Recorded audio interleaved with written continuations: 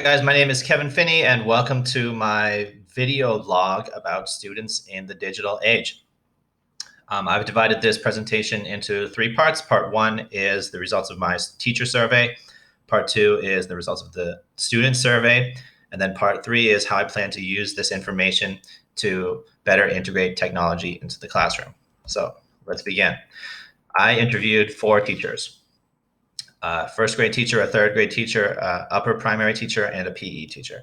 I've highlighted the third grade teacher because that's the level that corresponds to the students that I surveyed. Now, I began by asking what devices are in your classroom. All 3 primary teachers have Chromebooks, laptops, or computers and tablets in the classroom. So that's great. Now, how often are we using them and how are we using them? So on a scale of 1 to 10, how much time is spent on devices? The general response was half the time, which is a lot. That's very significant. So how is that time being used? I asked the teachers, what are the most useful apps or websites for you? The third grade teacher listed these responses, and I will go into more detail about these in part 3. Now, which apps or websites extend into the home? The third grade teacher said MobyMax and ClassDojo. Now, ClassDojo is related to my next question. Are you using a learning platform? And if so, what are the benefits? The third grade teacher said ClassDojo and Google Classroom. ClassDojo is best used for collecting student work and displaying it in a portfolio. And Google Classroom is best used for assignments involving tech, like sharing a Google Doc or doing completing a form. Now, which apps or websites are best used for English language learners? The third grade teacher said Google Translate was the best. And I can imagine this being really useful in class. A student could just hop over to an iPad and translate a word they don't know into their native language. Is there any tech for students with special needs?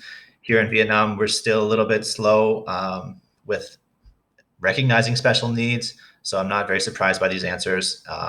The third grade teacher said headphones. Okay, let's move on to part 2, getting to know the students.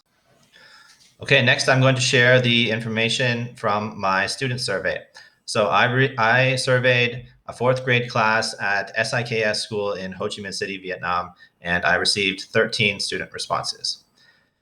So first, general background. What language do you speak at home? 100% of the students speak Korean at home. That means that English is their second language. What extracurricular activities do you do? Students have a variety of interests. I counted how many extracurricular activities each student takes. The most popular response was just 1. So that gives me a little bit of insight into the economic background of my students. What do you like to do in your free time? Again, a variety of responses, and this can inform me how students like to learn. Next, what are your favorite subjects at school? So now this is where we can focus on technology. So the second most popular answer was computer class. So that is great. Now, how should we use this information? Do you have a computer or device you can use at home? 66% said yes, 33% said sometimes, and if they didn't have access to a device at home, they would not be able to complete this survey. So it's important to note that not everyone has access to technology at home. Now, how do students like to learn? The most popular response was by watching a video. The second most popular response was learning from a teacher. So I will talk more about this in part 3. Now, do you like reading for fun? This is a wonderful answer. 83% say yes. Okay, so I'll offer some suggestions for how to use technology, help kids read for fun in part 3. Finally, how much time do you have every day to work on schoolwork? Most students have about 30 minutes or less. So this is going to be a limitation. Now, let's move on to part 3. Okay, last but not least, how can we use the information from the teacher survey and the student survey to better integrate technology into this group of students? So I think the first thing we should consider is that not all students have equal access to technology at home.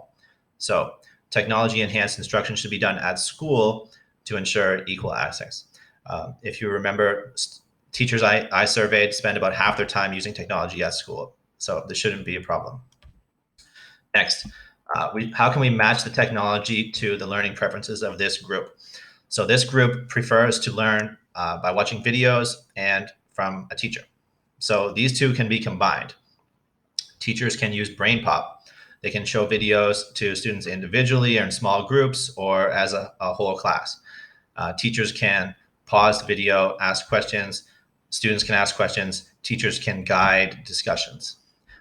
Flipgrid is a great opportunity for students to record their own ideas and share their own videos with each other and with the teacher. Next, this group enjoys reading for fun. So Raz Kids, Epic, and Books would be great to introduce in class. Students can choose their own book based on their own reading level and based on their own interest. And then they can complete a task designed by the teacher. Some potential for further enhancement. MobyMax is a very comprehensive site that includes math, reading, science, and social studies lessons and assignments. This can be tailored for each individual student. And there's a teacher dashboard for monitoring their progress. Finally, I believe this group would benefit from learning how to use a video editing tool. This group likes to watch videos to learn. So if they can record or create their own videos, it would be a great way for them to share them with each other. Finally, English language learners and special needs students. For English language learners, I think the teacher should provide closed captioning and a transcript of the video.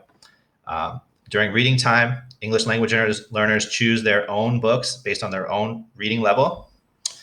And they should have complete access to Google Translate for any vocabulary they don't understand. And finally, any students with special needs, teachers should already see the information in the IEP. And if there's any special need like headphones, or if there's a student with visual impairment, the teacher needs to accommodate that. Okay, great.